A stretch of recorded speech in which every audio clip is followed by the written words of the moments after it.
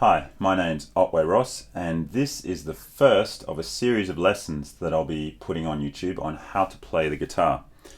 And in this lesson, we're going to learn about the parts of the guitar.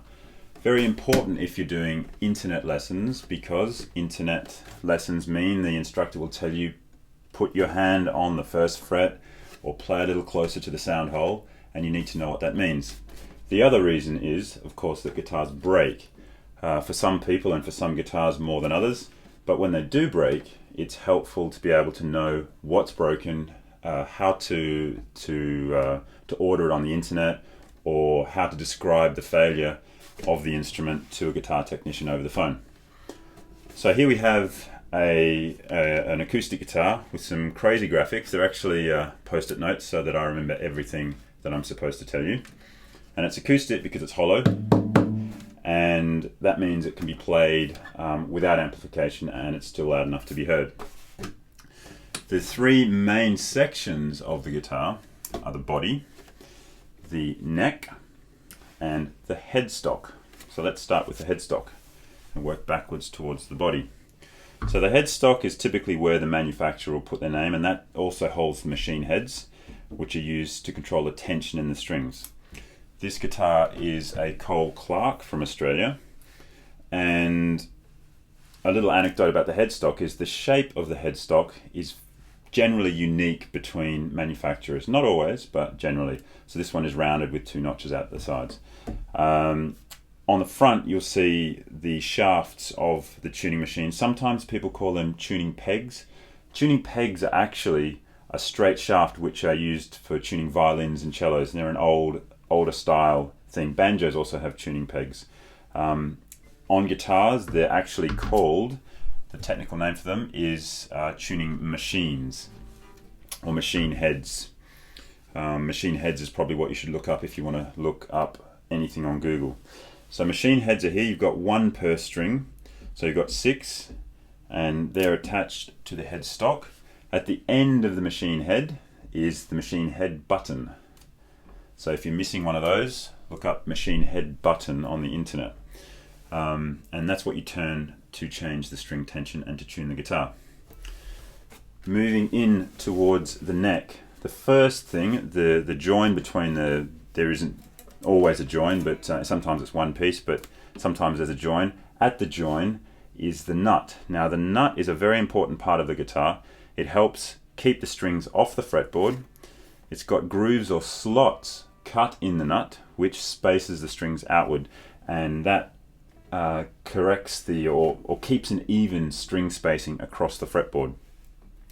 The material that the nut's made of is also quite important. You want it to be hard and dense. Typically it's something like bone, like a cow bone or something like that. If it's plastic, like cheap guitars, the sound will suffer. So moving to the neck is composed of two parts. You've got the back of the neck, which has a contour on it, and that's typically made of something like maple. Something, it doesn't really matter the material, it has to be able to transmit the tone well.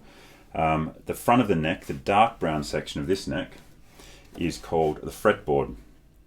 So the fretboard serves a number of functions. It holds the frets, which are the wire dividers. Those dividers divide the strings into semitones all the way up the guitar, and it also allows you to fret the strings. So you push basically in between the frets to fret the strings. At certain intervals on the fretboard, in this case 3, 5, 7, 9, 12, 15, 17, 19, at those frets you'll have a fretboard marker, and on the top you'll have a dot.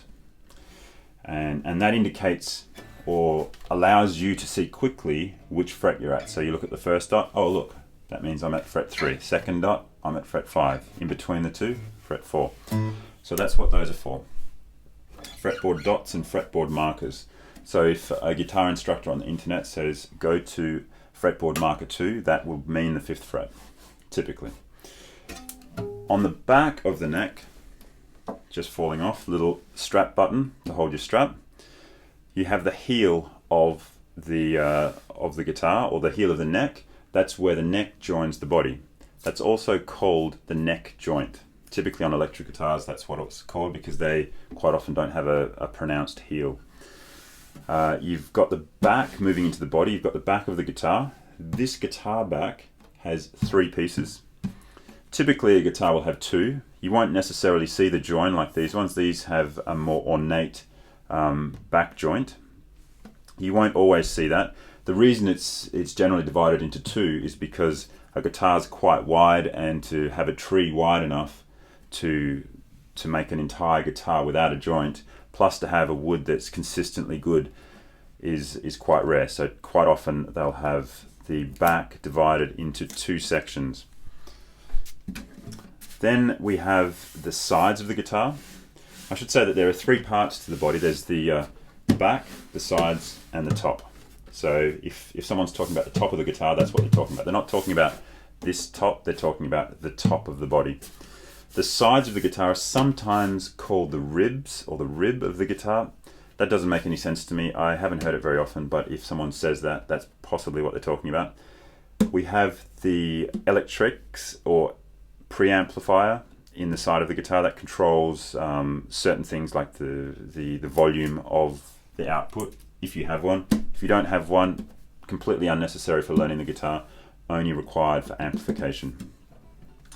At the end of the body is the end pin. That's also a strap button as well. So that, combined with the other strap button at this end, allows you to suspend the guitar.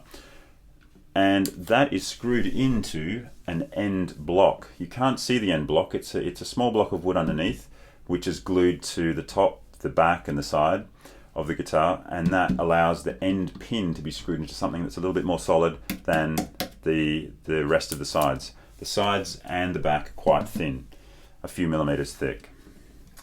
Okay, here we have the output jack. Sometimes the output jack and the end pin are one and the same. In this case, they've decided to put a separate output jack, which allows you to set the guitar down while still having a straight output jack, so it doesn't sit on the output jack.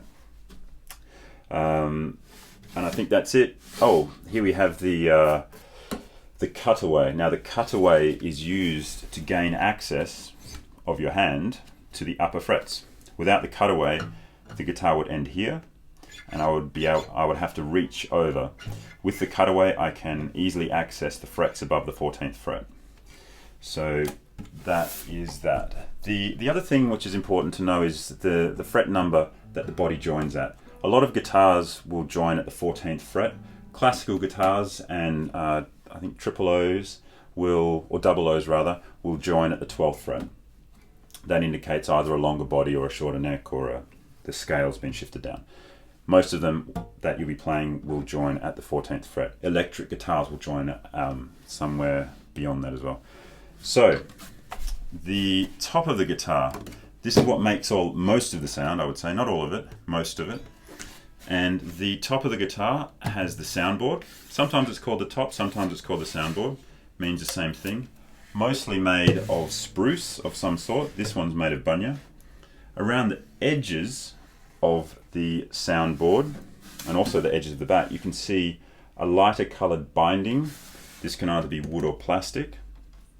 Just inside the binding, you might be able to make out in the video a dark brown line. That's called a purfling. It can have a pattern, it can be just a line.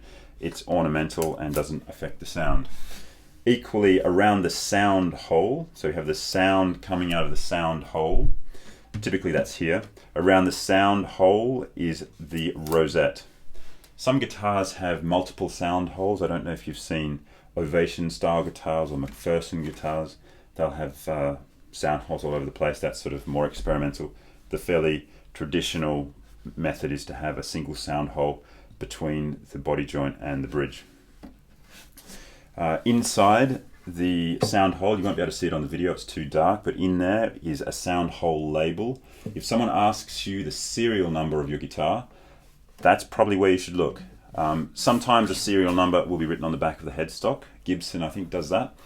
But if you're after the serial number or the make and the model, or even the person who inspected the guitar, you'll probably find it in there on the sound hole label. Okay, this here, you won't be able to see it unless I hold the guitar maybe like that. Perhaps you can see it. It's a shiny plastic thing that I've stuck on there. That is a pick guard. Most pick guards are dark colored. You'll see them. It's a fairly classic look. A lot of people like the look of the pick guard. I prefer it to not have a look. It's just to protect the top of the guitar when you're strumming against plectrum or pick strikes on the lower part of the soundboard. Final section, almost there. The bridge of the guitar is how the strings transmit sound into the soundboard. So the strings vibrate and then they transmit it through the saddle. The saddle is this white section here. Again, it's like the nut. It provides string spacing as well as height above the fretboard.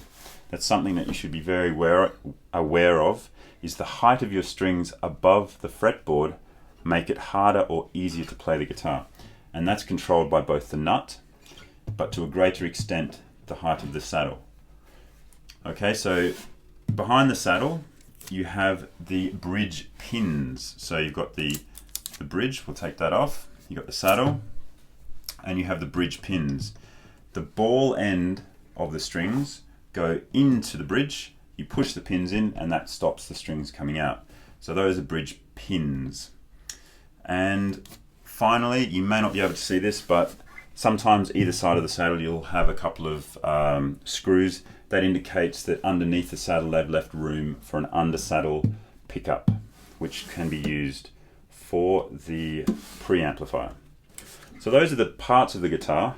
In the next lesson, what I'll go through is how the frets are numbered, how the strings are numbered, and how your fingers are numbered for most guitar lessons. And we'll move on. Oh, one more thing. It's a good idea to have a guitar stand. It really helps when you're setting the guitar down. And the other thing that's a good idea to pick up is a capo. We'll do a bit more with the capo in later lessons. And a plectrum. So in the next lesson, numbering, and the following lesson after that, we'll get into some basic exercises about how to start playing the guitar, how to hold your hand, how to put your fingers on the fretboard, and how to play with the plectrum.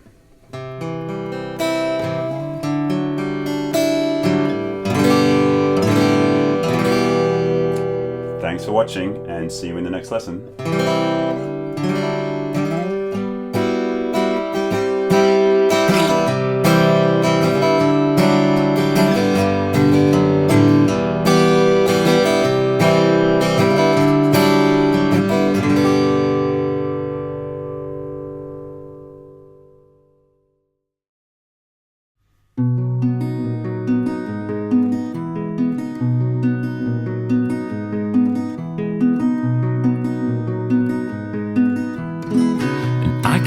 Myself from a distance, I can watch me walk right by. Somewhere warm is a heart that's beating, but the rest of me has long since died. The rest of me has long since